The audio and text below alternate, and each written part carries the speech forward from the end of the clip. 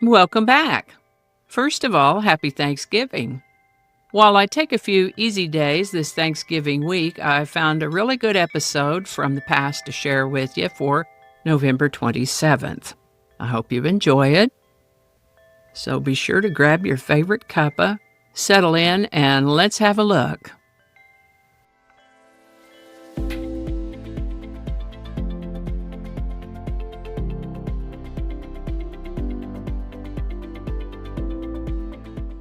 Hi there, and welcome to This Day in History for November 27th.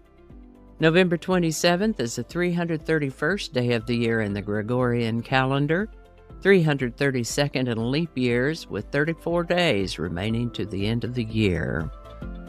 Today's word is obligatory. Obligatory is an adjective that means required by a legal, moral, or other rule. Compulsory, as in seatbelt use, is obligatory. Mandatory or required, as in obligatory military service. And as with so many words in the English language, the word obligatory has made its way through Anglo-French, originally from Latin, where it meant something along the line of to tie up, to restrain by tying, or to place under legal constraint. First known use of the word obligatory was in the 1400s. Obligatory. And with that, Alfred Nobel was a Swedish chemist, engineer, inventor, businessman, and philanthropist, probably best known for inventing dynamite and having bequeathed his fortune to establish the Nobel Prize.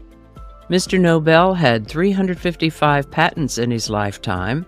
His most famous invention, of course, was dynamite, an explosive using nitroglycerin, which was patented in 1867.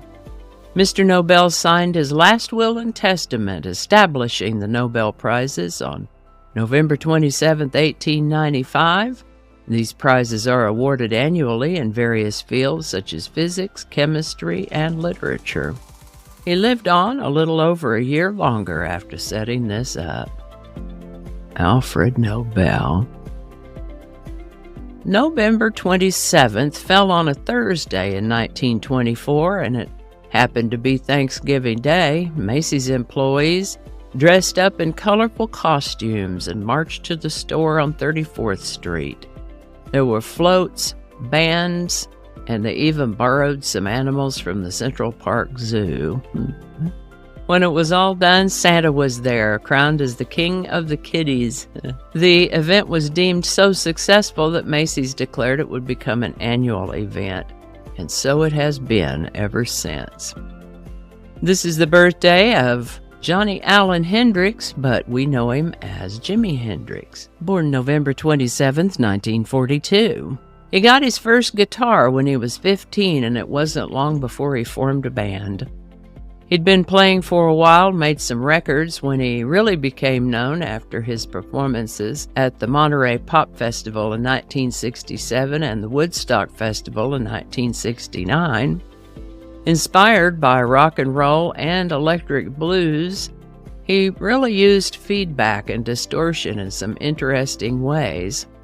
Sadly, he passed away at the age of 27, most likely from aspirating after an accidental overdose, earning him a place in a group known as the 27 Club, which is the name given to a group of celebrities who died at the age of 27, usually due to some factor related to their high-risk lifestyles. Jimi Hendrix. On November 27, 1965, the Pentagon informed President Lyndon Johnson that if planned operations were to succeed, the number of troops in Vietnam would have to be increased from 120,000 to 400,000. Wow, about 3 times more soldiers. Jimi Hendrix Experience's first single release was Hey Joe, written in the 1950s by Billy Roberts. It's been recorded by several people since it was written, and Jimi Hendrix Experience did a good job with it. The song has done well. But it wasn't really what Jimmy wanted to put out there, saying, that record isn't us. The next one's going to be different. We're working on an LP which will be mainly our stuff. And indeed, the next single released was Purple Haze. He had an amazing and vivid imagination, Jimi Hendrix did, and wrote some of his ideas into songs. They might have been quite a bit longer as originally written, but you had to keep songs to a certain length in order to get play on the radio. He gave several explanations as to what that song meant. People always want to know, what does it mean? One of the explanations was that the song's protagonist was in such a state over a girl, he didn't know what state he was in. Purple Haze was recorded in January of 1967 and released in March of that year. Purple Haze by the Jimi Hendrix Experience. Link in the description. How about that?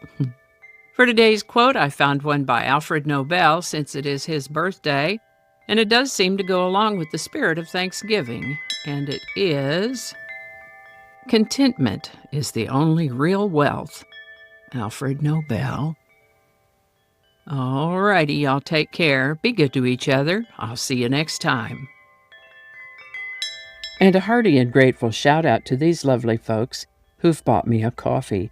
Thank you so much. And if you'd like to add your name to that list, there is a link in the description where you too can buy me a coffee. All righty. And I think that's going to do it for us today. Thank you so much for watching. Consider subscribing if you haven't already. Feel free to share this video with a link in your email, messaging, or social media. If you enjoy this series, you can check out the playlists in the description.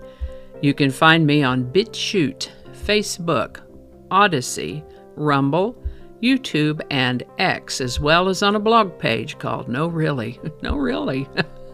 No, really. Consider following my Day in History page on Facebook if you're on Facebook. I also have a Patreon account now, or you can buy me a coffee. All those links are in the description.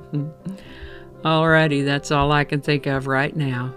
Thanks again, and I'll see you next time.